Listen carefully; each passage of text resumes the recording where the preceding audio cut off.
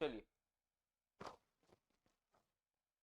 Very good morning and a very very warm welcome to all beautiful aspirants. आप सभी खूबसूरत लोगों का फिर से बहुत बहुत स्वागत है हमारे रोजाना वाले करंट अफेयर्स के सेशन में, जिसमें हम रोजाना पिछले कुछ महीनों के करंट अफेयर्स को डिस्कस कर रहे हैं। और पिछले महीनों के करंट अफेयर्स को इसलिए डिस्कस कर रहे हैं क्योंकि आने वाले कुछ महीनों में, आने वाले एक महीना, आने वाले 15 दिनों में, है ना, आप लोगों के यूपी पुलिस कांस्टेबल और साथ ही साथ जीडी के एग्जाम्स होने वाले। ठीक है, तो उन सभी को मद्देनजर रखते हुए हम करंट अफेयर्स के सेशन को देख रहे हैं। रोजाना हम लगभग 40 से 50 क्वेश्चंस देख रहे हैं, पर मंथ के हम लगभग 4 लेक्चर देख रहे हैं। तो आज हमारा सितंबर मंथ का आखिरी दिन होने वाला है, उसके बाद हम अक्टूबर मंथ की करंट अफेयर्स की तरफ अग्रसर होंगे। ठीक है, सौम्या गुड मॉर्निंग। एक बार फटाफट से मुझे कमेंट बॉक्स में बताइए वेदर आई एम ऑडिबल और नॉट, और साथ ही साथ सेशन को अपने दोस्तों मित्रों के साथ शेयर कर दे ताकि भैया ज्यादा से ज्यादा लोग जो है इस सेशन का आनंद उठा सके। ठीक है, एक बार फटाफट से मुझे कमेंट बॉक्स में बताइए, क्या मेरी आवाज आप तक पहुंच पा रही है? क्या मेरी आवाज, क्या वीडियो एकदम दुरुस्त है कि नहीं? एक बार मुझे कमेंट बॉक्स में बताइए, उसके बाद हम सेशन की शुरुआत करते हैं। ठीक है, और सभी कोई कोशिश करोगे कि क्वेश्चंस को एटलीस्ट अटेम्प्ट किया जाए।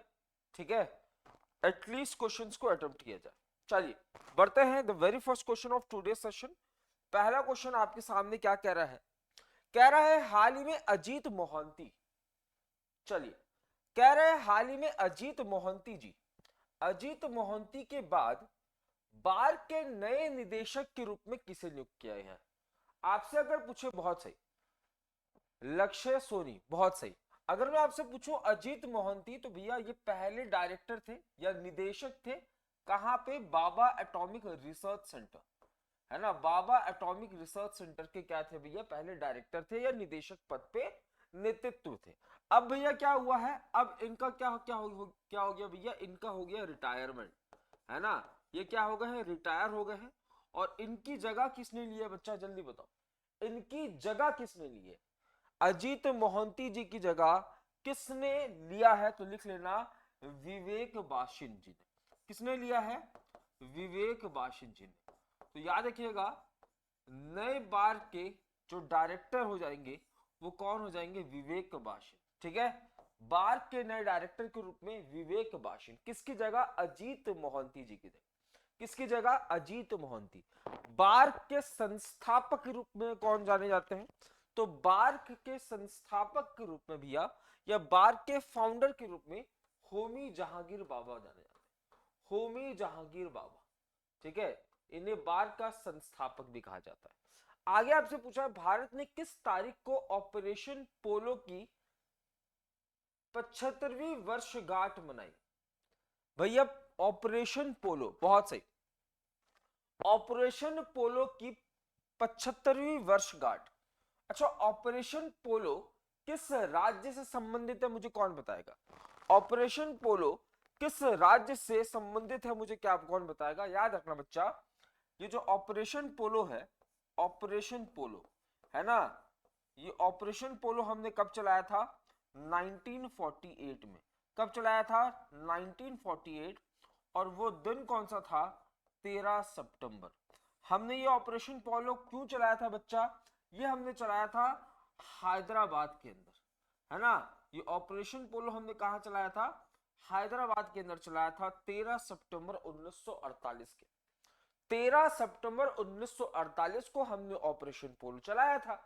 अब भैया 1948 13 सितंबर को हमने ऑपरेशन पोलो चलाया था, और 13 सितंबर 2023 हाल ही में भैया समापन हुआ है ना, हाल ही में 13 सितंबर खत्म हुआ है। तो भैया इसको 75 साल हो गए, और इसीलिए हमने 75वीं एनिवर्सरी या 75वीं वर्षगांठ इस बार सेलिब्रेट किया। आंसर आने चाहिए, है ना, आंसर आते चले जाने चाहिए।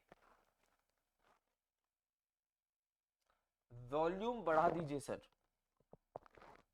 चलिए वॉल्यूम बढ़ाने की कोशिश करते हैं। हम कोशिश कैसे करेंगे? हम इस माइक को अपने हाथ में ले लेंगे।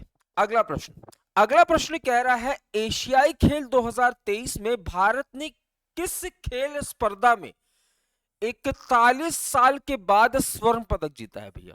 हाल ही में एशियन गेम्स हुए, आप सभी को पता है। हाल ही में एशियन गेम्स का समापन हुआ, और एशियन गेम्स का समापन भैया कहां पे हुआ? चाइना के अंदर। चाइना का कौन सा शहर इसकी मेजबानी कर रहा था?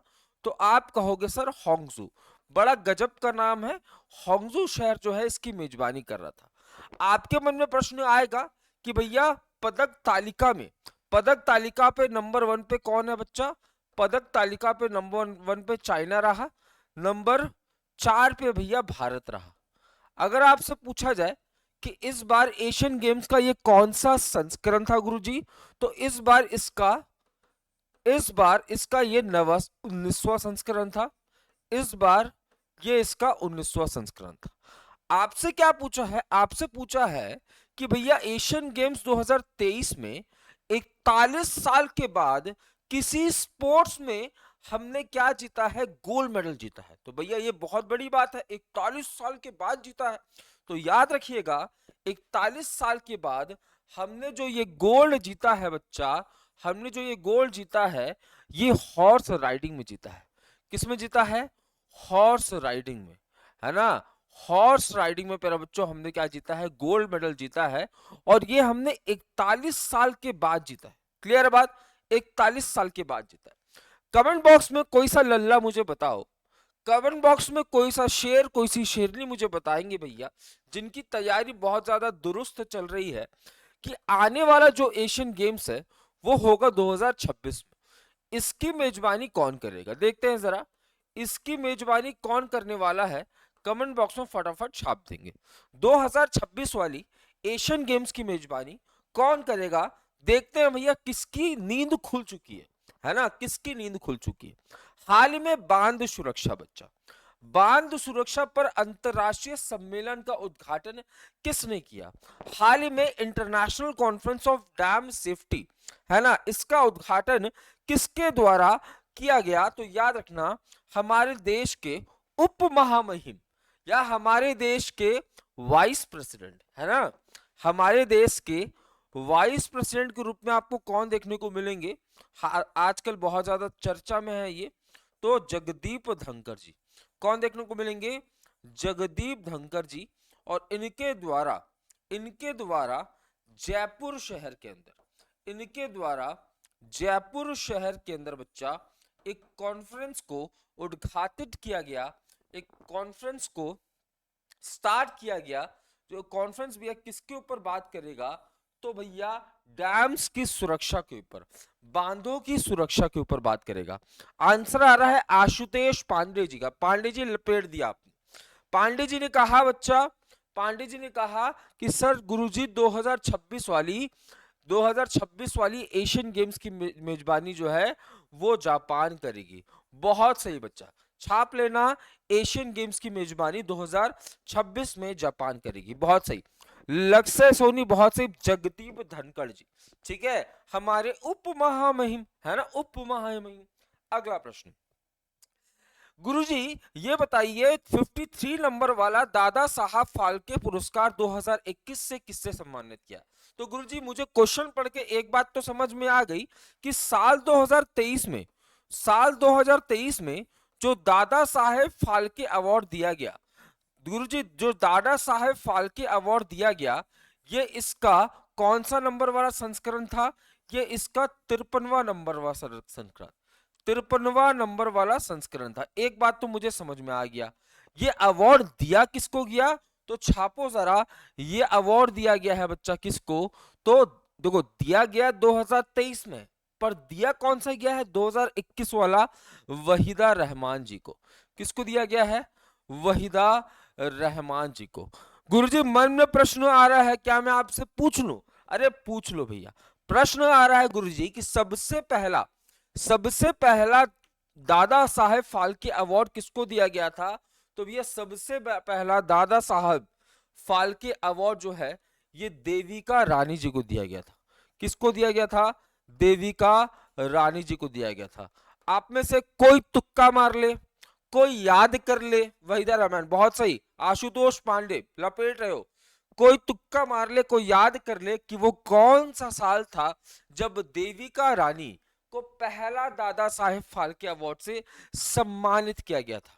ठीक है, कौन सा वो साल था, आगे बढ़ेंगे भैया। हिंट के तौर पर उसी साल इसरो की स्थापना हुई थी। चलो हिंट दिया गया आपको, हिंट के तौर पर उसी साल इसरो की स्थापना हुई थी। जल्दी बताइए, वॉल्यूम क्लियर है? जल्दी बताओ एक बार, वॉल्यूम क्लियर है कि नहीं? क्या कह रहे, वॉल्यूम कम कर, पापा जग जाएंगे। जल्दी बताओ।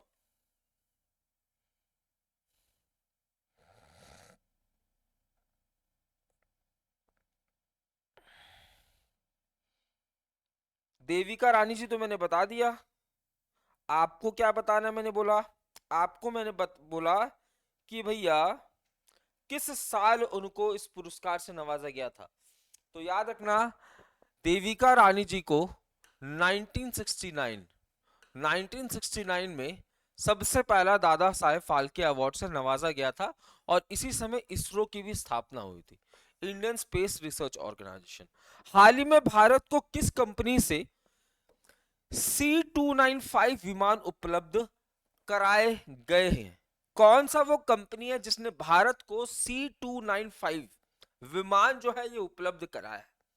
देखो, अगर मैं विमान बनाने वाली कंपनी की बात करूं, अगर मैं विमान बनाने वाले कंपनीज की बात करूं, तो दुनिया के अंदर जो सबसे बड़ी विमान बनाने वाली कंपनी है, दुनिया के अंदर जो सबसे बड़ी विमान बनाने वाली कंपनी है, वो कौन सी हो जाएगी? बोइंग। और उसके बाद कौन सी हो जाएगी? एयरबस। और याद रखना, एयरबस के ही द्वारा, एयरबस के ही द्वारा भारत को भैया C295 विमान जो है ये क्या किया गया है? दिया गया है। ठीक है, याद रखने वाली बात ये है कि ये एक कैरियर विमान है ना, कैरियर विमान होने वाला है, यानी कि ये भैया बहुत ज्यादा लोड जो है ये लेके जाएगा, बहुत ज्यादा लोड जो है ये लेके जाने वाला है। अगला प्रश्न, चलिए रफ्तार बढ़ाते हैं। बोल रहा है who recently won Moto GP India 2023? Moto GP Spanish aerospace company, बहुत सही लक्ष्य सोनी। बोल रहा है मोटो जीपी इंडिया 2023 की किसने जीता है? तो याद रखना, इसका आयोजन हाल ही में बुद्ध इंटरनेशनल सर्किट में हुआ था। बुद्ध इंटरनेशनल सर्किट में इसका हाल ही में आयोजन हुआ था। यह बुद्ध इंटरनेशनल सर्किट आपको ग्रेटर नोएडा में देखने को मिलेगा, ग्रेटर नोएडा में देखने को मिलेगा। और रखने वाली बात क्या है याद, कि भैया मोटो जीपी इंडिया 2023 भैया मार्को बेचिची ने जीता था। ठीक है, इटली के मार्को बेचिची, इटली के मार्को, है ना, मार्कोस बेचिची ने जीता था। ठीक है, इटली के मार्को बेचिची ने, है ना, मोटो जीपी इंडिया का टाइटल जीता था। अगला क्वेश्चन पूछ रहा है कि हाल ही में पहली ग्लोबल स्टॉक टेक रिपोर्ट किसके द्वारा जारी की गई? गुरुजी, स्टॉक टेक रिपोर्ट जो है ये जारी किया गया है United Nations framework convention from climate change, इस संस्था के द्वारा भैया। ठीक है, इस संस्था के द्वारा पहली बार ग्लोबल स्टॉक रेट रिपोर्ट को जारी किया गया है। इसका संबंध किससे है? तो इसका संबंध कॉन्फ्रेंस ऑफ पार्टीज 21 से। इसका संबंध किससे है? इसका संबंध कॉन्फ्रेंस ऑफ पार्टीज 21 का आयोजन कहां हुआ था? कौन बताएगा? कॉन्फ्रेंस ऑफ पार्टीज 21 का आयोजन कहां हुआ था? पेरिस के अंदर। कब हुआ था? 2015 में, है ना। इस बार कौन सा हुआ है? कॉन्फ्रेंस ऑफ पार्टीज 28 हुआ है। कहां हुआ है बच्चा? याद रखना, दुबई यूएई के अंदर, दुबई यूएई के अंदर। कॉन्फ्रेंस ऑफ पार्टीज 27 अगर मैं पूछूं तो ये है, हुआ है शर्म अल शेख, शर्म अल शेख, और ये आपको इजिप्ट में देखने को मिलेगा, है ना। तो याद रखना, जो पहला ग्लोबल स्टॉक टेक रिपोर्ट है इसका संबंध किससे है? क्लाइमेट चेंज से है। इसका संबंध किससे है? कॉन्फ्रेंस ऑफ पार्टीज 21 से है। कॉन्फ्रेंस ऑफ पार्टीज 21 कब हुआ था? 2015 पेरिस फ्रांस के अंदर। इस बार इसका कौन सा संस्करण? Conference of parties 28। कहां पे? मेघवाल जी के हिसाब से दुबई यूएई। पिछले वाला कहाँ गुरुजी? इजिप्ट के अंदर। इजिप्ट के अंदर कहाँ गुरुजी? शर्म अल शेख। शर्म अल शेख। अगला क्वेश्चन कह रहा है ऑस्कर 2024 के लिए भारत की आधिकारिक प्रविष्ट के रूप में किस फिल्म को चुना गया? अगर मैं ऑस्कर कहूं तो इसे याद रखना एकेडमी अवार्ड्स के नाम से भी जाना जाता है। एकेडमी अवार्ड्स के नाम से भी जाना जाता है भैया। एकेडमी अवार्ड्स हाल ही में दिए गए। हाल ही में एकेडमी अवार्ड का कौन सा संस्करण दिया गया? तो याद रखना हाल ही में इसका 95वां नंबर वाला संस्करण दिया गया। ठीक है, इस भैया एकेडमी अवार्ड कहूं या ऑस्कर्स कहूं बच्चा, इसमें भारत की तरफ से एक तो सॉन्ग, कौन सा song? Naatu Naatu song, Naatu Naatu song. दूसरा बच्चा एक शॉर्ट फिल्म जिसका नाम हो जाएगा एलिफेंट विस्परर। Elephant whisperer. इसको क्या मिला है भैया? ऑस्कर से नवाजा गया है। इसको क्या मिला है? ऑस्कर से नवाजा गया है। ये तो बात हो गई 2013 वाली। बट अगर मैं पूछूं 2024 के लिए भारत की तरफ से कौन सी मूवी की एंट्री हुई है ऑस्कर में, तो याद रखिएगा वो मूवी कौन सी होने वाली है? वो मूवी होने वाली है एवरीवन इज अ हीरो। लिख लेना। 2018 में एक मूवी आई थी, किस भाषा में? मलयालम भाषा में। मलयालम भाषा में एक मूवी आई थी 2018 में, जिसका नाम था everyone is a hero. Everyone is a hero. जल्दी बताओ कमेंट बॉक्स में, चीजें क्लियर हो रही हैं? फटाफट से बताओ। नाटू नाटू, बहुत सही। जल्दी बताओ, चीजें क्लियर हो रही हैं? फटाफट से। अगला क्वेश्चन पूछ रहा है किस शहर ने इंडिया स्मार्ट सिटी कॉन्क्लेव 2023 की मेजबानी की है? तो याद रखना इंदौर शहर ने मेजबानी की है ना? और इसका उद्घाटन किसने किया था? द्रौपदी मुर्मू जी ने। किसने किया था? द्रौपदी मुर्मू जी ने। साथ ही साथ मैंने आपको बताया था स्मार्ट सिटी अवार्ड्स भी दिए गए, है ना? Smart city award.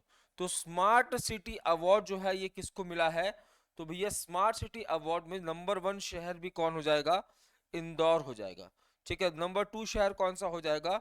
सूरत हो जाएगा। और नंबर 3 शहर कौन सा हो जाएगा? आगरा हो जाएगा। अगर पूछे स्मार्ट सिटी कॉन्क्लेव तो इंदौर के अंदर। अगर पूछे स्मार्ट सिटी अवार्ड तो इंदौर, सूरत और आगरा। ठीक है, बहुत सही दिलीप मेघवाल, बहुत सही, गजब। अगला प्रश्न पूछ रहा है international democracy day is observed on which day? वो कौन सा तारीख है भैया जब हम इंटरनेशनल डेमोक्रेसी डे सेलिब्रेट करते हैं? तो याद रखिएगा 15 सितंबर। हर साल 15 सितंबर को, हर साल 15 सितंबर को हम इंटरनेशनल डेमोक्रेसी डे के रूप में सेलिब्रेट करते हैं। और इसका जो सबसे पहला सेलिब्रेशन होता है वो कब होता है? 2007 के अंदर। और इसकी सेलिब्रेशन के लिए भैया यूनाइटेड नेशंस जनरल असेंबली, जिसे हम लघु संसद के नाम से जानते हैं, इसके द्वारा रेजोल्यूशन पास किया जाता है।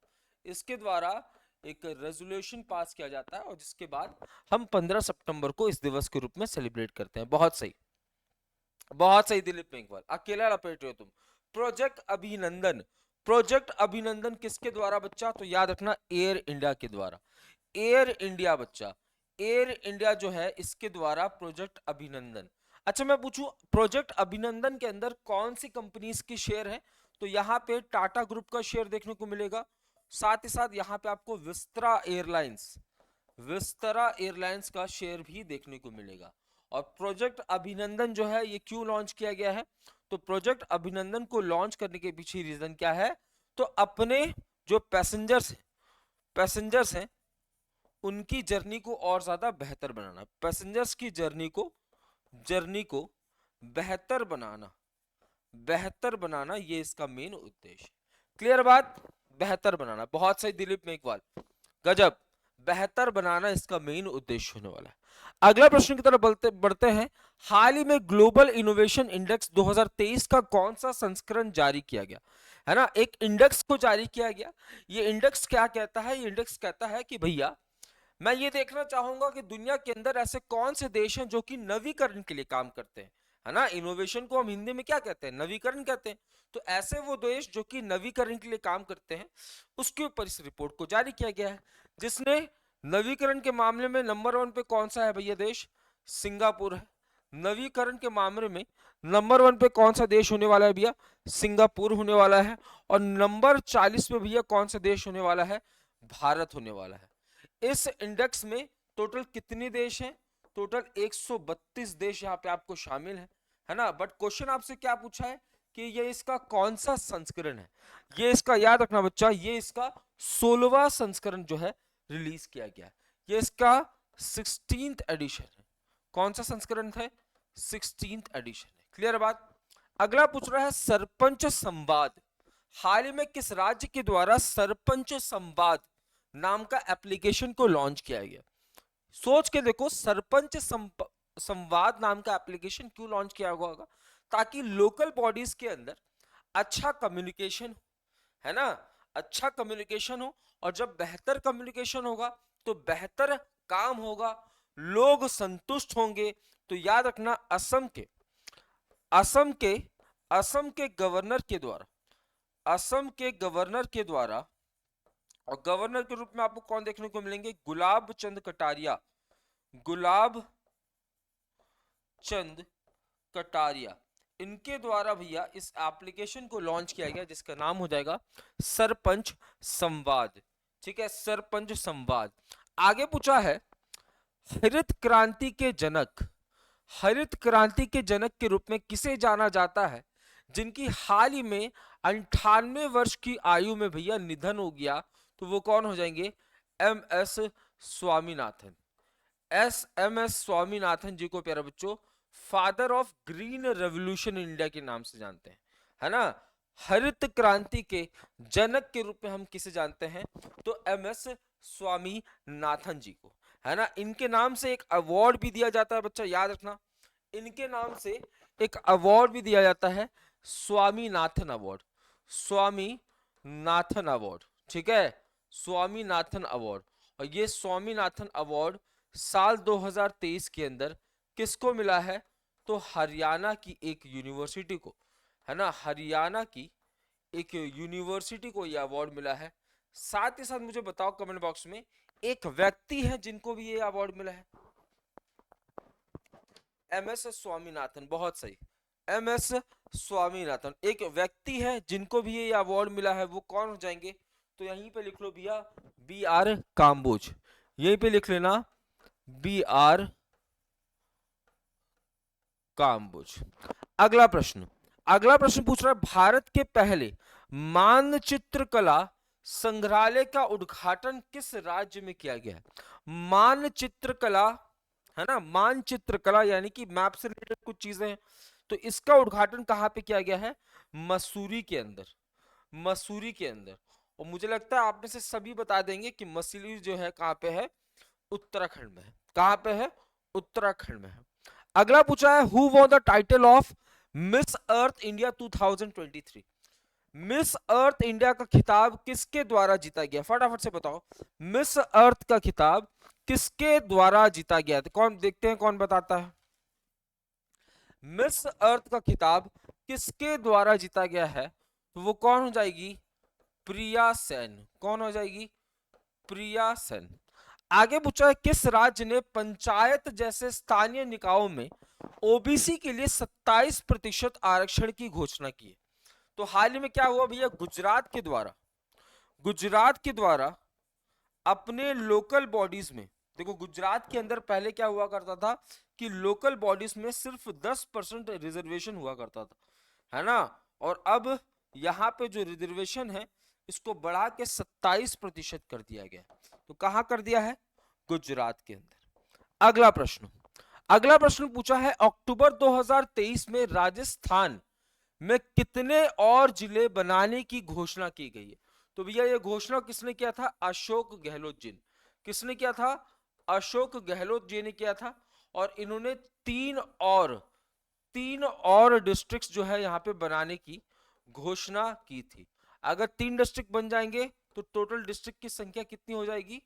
53 हो जाएगी। कमेंट बॉक्स में मुझे बताओ कि प्रेजेंट में, कमेंट बॉक्स में मुझे बताओ कि प्रेजेंट में राजस्थान के जो सीएम है उनका नाम क्या होने वाला है? फटाफट। आपसे पूछा है ज्यूरिक डायमंड लीग चैंपियनशिप में नीरज चोपड़ा जी ने कौन सा पदक जीता? अगर मैं वर्ल्ड एथलेटिक्स चैंपियनशिप की बात करूं, वर्ल्ड एथलेटिक्स चैंपियनशिप की बात करूं, तो इसमें नीरज चोपड़ा जी ने कौन सा मेडल जीता है? तो गोल्ड जीता है। अगर मैं पूछूं लॉसेन डायमंड लीग, अगर मैं पूछूं लॉसेन डायमंड लीग की बात करूं, लीग की बात करूं, तो इसमें भी भैया इनके द्वारा गोल्ड जीता गया है। अगर मैं दोहा डायमंड लीग की बात करूं, तो इसमें भी इनके द्वारा गोल्ड जीता गया है।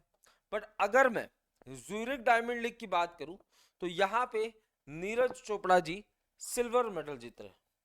यहां पे Neeraj Chopra G silver medal जीत रहे हैं, सिल्वर मेडल जीत रहे हैं। क्लियर बात, सिल्वर मेडल जीत रहे हैं। अगला अगला पूछ रहा है अडॉप्ट अ हेरिटेज। भारत के अंदर भैया 2017 में, याद रखिएगा, भारत के अंदर 2017 में प्यारे बच्चों एक इनिशिएटिव आता है जिसका नाम क्या हो जाएगा? Adopt a heritage, adopt a heritage. अब इसी का भैया दूसरा वर्जन जो है ये हाल ही में आया है। आपको बताना है इसको किस संगठन ने, भजनलाल, बहुत सही, भजनलाल,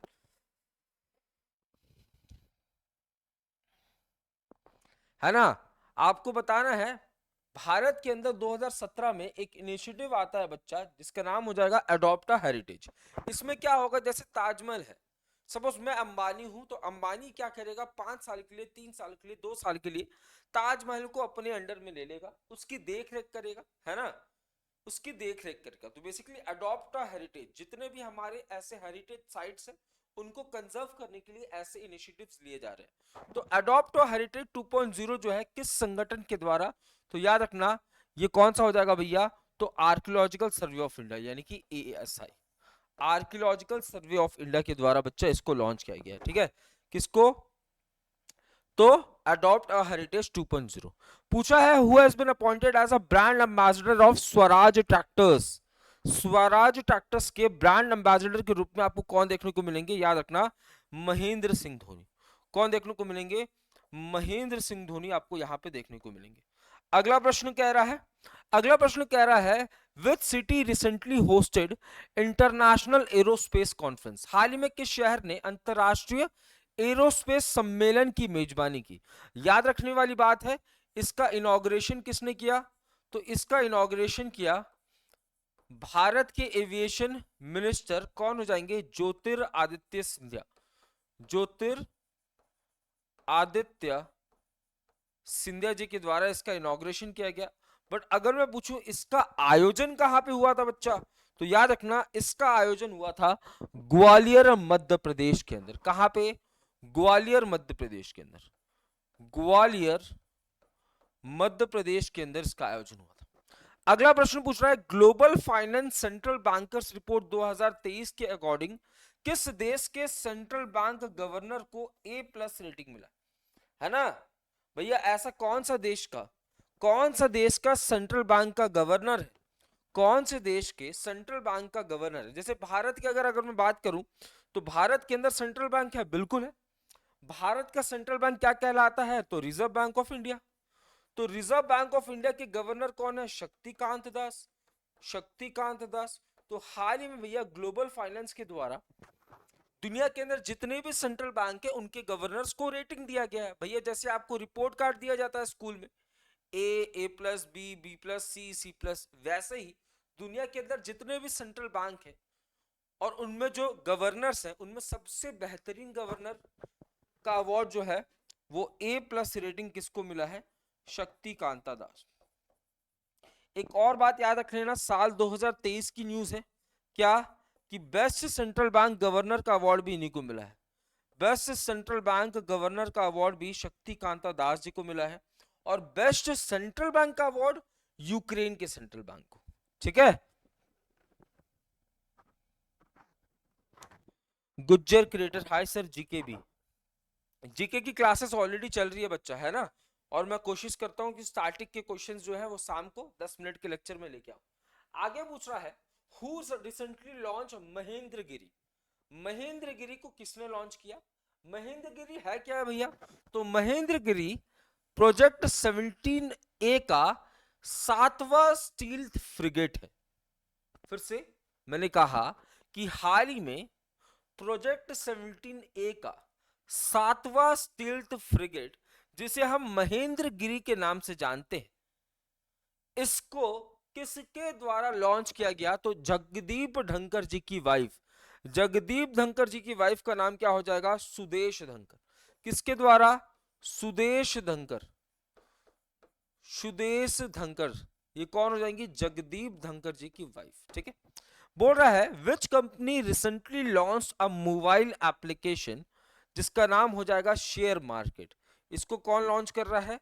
तो आप सभी यूपीआई चलाते होंगे, और यूपीआई में सबसे ज्यादा भैया आप इस्तेमाल करते होंगे गूगल पे, फोन पे का, तो फोन पे ही इसको लॉन्च कर रहा है। अगला अगला पूछ रहा है कि टीम ने पुरुष हॉकी, हाँ, हॉकी 5S एशिया कप 2023 का खिताब जीता। बोला है किस टीम ने पुरुष हॉकी 5S एशिया कप 2023 का खिताब जीता है? पहली बात, ये इसका कौन सा संस्करण है? पहला संस्करण है, पहला संस्करण है। ये क्या है भैया? ये एक हॉकी मैच होता है, हॉकी मैच होता है, ठीक है, हॉकी मैच होता है जिसमें 5 प्लेयर्स पार्टिसिपेट करते हैं, 5 प्लेयर्स पार्टिसिपेट करते हैं, जिसमें भैया 4 तो प्लेयर होता है और एक होता है गोलकीपर, एक होता है गोलकीपर होता है। और इसका पहला संस्करण हाल ही में हुआ। पुरुष की बात करूं तो पुरुष में फाइनल किसके किसके बीच में हुआ था? भारत और पाकिस्तान के बीच में, भारत और पाकिस्तान के बीच में। विजेता कौन हुआ है? भारत हुआ है। अगर महिलाओं की बात करूं तो महिलाओं में भी पहला संस्करण हुआ ये, है ना? फाइनल किसके किसके बीच में? भारत और थाईलैंड के बीच में, भारत और थाईलैंड के बीच में। इसमें विजेता कौन रहा? इसमें भी भारत। याद रखना, हॉकी का एक शॉर्टर फॉर्मेट शुरू किया गया। ये शॉर्टर फॉर्मेट का एशिया कप हुआ था। ये जो शॉर्टर फॉर्मेट का एशिया कप हुआ था, इसमें मेंस कैटेगरी में भारत ने जीता है, महिलाओं वाले कैटेगरी में भी भारत ने जीता है। क्लियर बात? आगे पूछा मुख्यमंत्री मेधावी छात्र प्रोत्साहन योजना। ये योजना कहता है कि जो 6 से लेकर 12 साल के बच्चे, सॉरी 6ठी से लेकर 12वीं तक जो स्कूल में पढ़ने वाले बच्चे हैं, हम उसको क्या देंगे भैया? हम उसको स्टाइफंड देंगे, है ना? उनको फाइनेंशियली मदद करेंगे, हम उनको स्टाइफंड देंगे। इसकी शुरुआत अगर पूछूं भैया, तो इसकी शुरुआत सितंबर महीने में उड़ीसा के द्वारा होता है, बट भैया इसे उत्तराखंड ने भी पहले लॉन्च किया हुआ है। इससे पहले उत्तराखंड के द्वारा भी लॉन्च किया जा चुका है, बट अगर मैं इस साल की बात करूं, बस 5 प्लेयर है, बहुत सही, बस 5 प्लेयर है, एक गोलकीपर, 4 प्लेयर। इस बार इसे उड़ीसा लॉन्च कर रहा है। अगला कह रहा है इंटरनेशनल लिटरेसी डे हर साल हम कब मनाते हैं? हर साल इंटरनेशनल लिटरेसी डे हम कब सेलिब्रेट करते हैं? तो याद रखना, इसका पहला संस्करण 1967, इसका पहला संस्करण, इसका पहला संस्करण हमने कब मनाया बच्चा? Literacy day 1967। और किस तारीख को हम मनाते हैं भैया? तो याद रखना किस तारीख को? तो 8 सितंबर को मनाते हैं हम, 8 सितंबर को हर साल इंटरनेशनल लिटरेसी डे। शिक्षक दिवस के अवसर पर कितने शिक्षकों को भारतीय पुरस्कार से, राष्ट्रीय पुरस्कार से सम्मानित किया जा रहा है भैया? तो याद रखना शिक्षक दिवस कब मनाया जाता है? 5 सितंबर को। और लगभग 75 शिक्षकों को यहाँ पे चुना गया है जिनको भैया राष्ट्रीय पुरस्कार दिया जाएगा। अगला प्रश्न पूछ रहा है which city is the venue of street child cricket world cup? भैया street child cricket world cup, ठीक है, याद रखना street child cricket world cup का आयोजन 2019 में हुआ था, जिसमें भारत की साउथ इंडिया वाली टीम जीती थी, ठीक है, साउथ इंडिया टीम वाली टीम जीती थी। अब 2023 में भैया इसका आयोजन कहाँ हो रहा है? भारत के अंदर हो रहा है, और भारत के अंदर इसका आयोजन चेन्नई में हो रहा है। भारत के अंदर इसका आयोजन कहाँ पे हो रहा है? चेन्नई के अंदर हो रहा है। अगला क्वेश्चन पूछ रहा है युगल वर्ग में यूएस ओपन के फाइनल में पहुंचने वाले सबसे उम्रदराज खिलाड़ी कौन है? भैया यूएस ओपन के बारे में मैंने आपको बताया था। यूएस ओपन कौन जीता है? अगर मैं मेंस की बात करूं तो नोवाक जोकोविच जीते हैं, नोवाक जोकोविच जीते हैं, जो कि कहां से हैं? सर्बिया से हैं। अगर मैं महिलाओं की बात करूं तो कोको गॉफ जीती है, जो कि कहां से है, यूएसए से है। याद रखने वाली बात यह है कि नोवाक जोकोविच जी का ये 24वां ग्रैंड स्लैम है, यानी कि सबसे ज्यादा 24वां ग्रैंड स्लैम है। पर यहां पे आपसे क्या पूछा है कि यूएस ओपन के फाइनल में पहुंचने वाले सबसे उम्रदराज, शर्त क्या है भैया, शर्त यह है कि डबल्स की कैटेगरी है। तो डबल्स की कैटेगरी में भैया भारत के रोहन बोपन्ना, भारत के रोहन बोपन्ना भैया, इनकी उम्र काफी ज्यादा है और ये यूएस ओपन के फाइनल्स में भी गए हैं, दो लोगों वाले में, है ना, पेयर वाले में। अगला अगला पूछा है शांति स्वरूप भटनागर अवार्ड से कितने साइंटिस्ट को यहां पे सम्मानित किया जाने वाला है। शांति स्वरूप भटनागर अवार्ड से भैया 12 साइंटिस्ट को यहां पे अवार्ड से नवाजा गया है। अगला पूछा है सैफ अंडर 16 चैंपियनशिप ये कौन जीता है। याद रखना भारत ने इसको जीता। सैफ अंडर 16 चैंपियनशिप जो है इसका संबंध किससे है, फुटबॉल से इसका संबंध है। किससे है, फुटबॉल से। किसको हराया है भारत ने, भारत ने बांग्लादेश को हराया। भारत ने बांग्लादेश को हरा के सैफ अंडर 16 चैंपियनशिप को जीत लिया। अगला पूछा है कौन सा वो प्लेयर है जिसने वनडे में सबसे तेज 13,000 रन बनाए हैं। वो कौन हो जाएगा, विराट कोहली। कौन हो जाएगा बच्चा, विराट कोहली हो जाएगा। आगे पूछा है एशियाई एथलेटिक्स चैंपियनशिप 2023 में पदक तालिका में कौन सा देश प्रथम स्थान था। तो पहला देश भैया कौन हो जाएगा, जापान। उसके बाद भैया चाइना और तीसरे पायदान पे भैया भारत, है ना।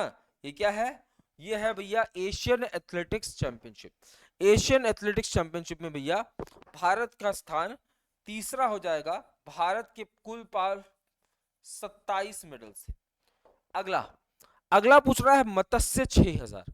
मत्स्य 6000 का संबंध किससे है, समुद्रयान मिशन से। किससे है इसका संबंध, समुद्रयान मिशन।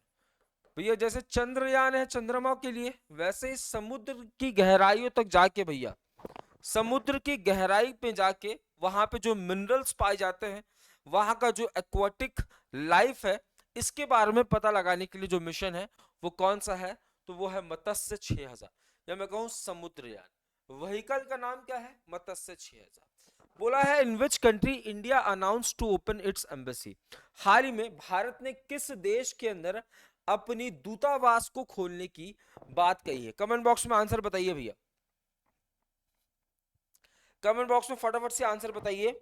हाल ही में किस देश के अंदर, किस देश के अंदर दूतावास, अपनी दूतावास को स्टार्ट करने के बारे में यहां पे बात कही गई है, फटाफट। भारत किस देश के अंदर अपनी दूतावास शुरू करने वाला है, एक बार फटाफट से कमेंट बॉक्स में बताओ जल्दी।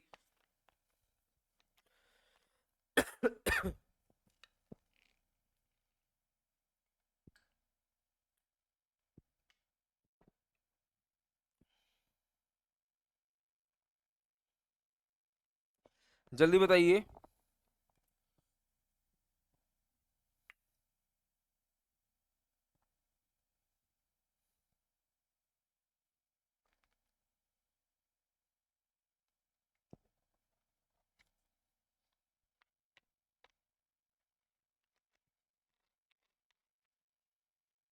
चलिए, भारत जो है बच्चा याद रखना, हाल ही में, हाल ही में 20वें नंबर का ASEAN India, ASEAN India summit का आयोजन हुआ था। ये जो समिट हुए कहाँ हुआ था, जकार्ता इंडोनेशिया के अंदर, जकार्ता इंडोनेशिया के अंदर। साथ ही साथ मैंने आपको बताया था कि आसियान का, आसियान देश का, आसियान ग्रुप का जो 11वां मेंबर कंट्री है वो कौन बन गया है, तैमूर लिस्ट बन गया है। कौन बन गया है, तैमूर लिस्ट बन गया है। तो जब भारत के प्रधानमंत्री जकार्ता पहुंचे किस लिए, 20वें नंबर का आसियान इंडिया वाली बैठक के लिए, 20वें नंबर का आसियान इंडिया वाली बैठक के लिए,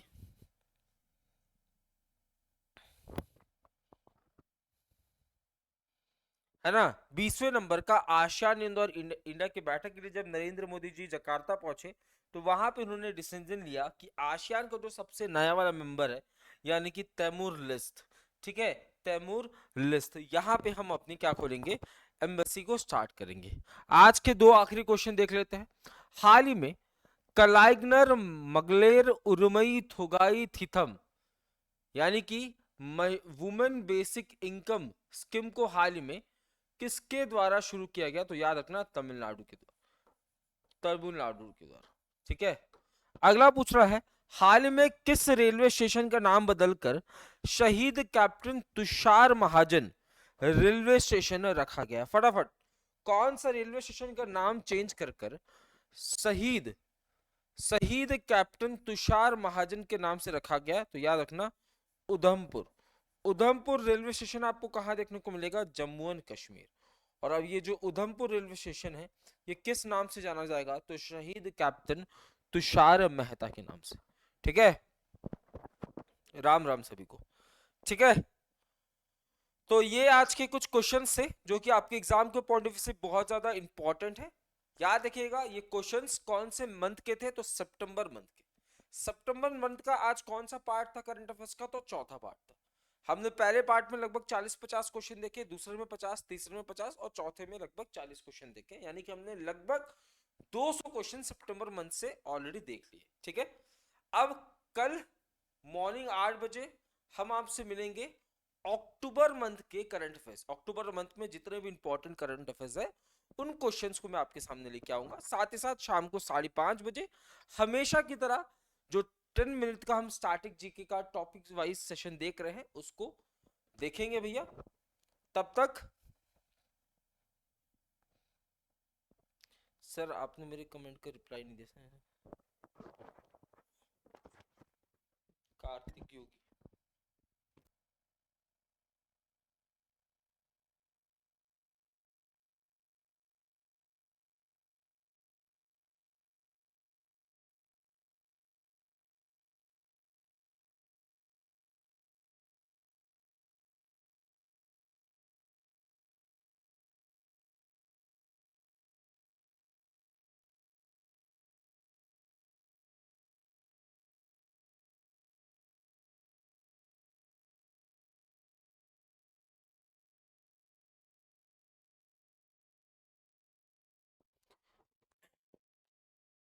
आपकी क्लास कब से स्टार्ट होती है? रोजाना देखो मॉर्निंग में 8 बजे आप मेरी क्लास होती है, ठीक है, करंट अफेयर्स की, और शाम को 5:30 बजे स्टैटिक जीके की क्लास होती है। ठीक है, आपकी जीडी की फॉर्म नहीं भरी हुई है, जीडी की फॉर्म के एक बार आप डेट्स चेक कर लेना, शायद कुछ डेट्स बचे हों फॉर्म भरने के। ठीक है, तो यहाँ तक आज के सेशन को रखते हैं, मिलते हैं कल करंट अफेयर्स के अपने अगले पड़ाव में। तब तक अपना ध्यान रखें। जय हिंद, जय भारत।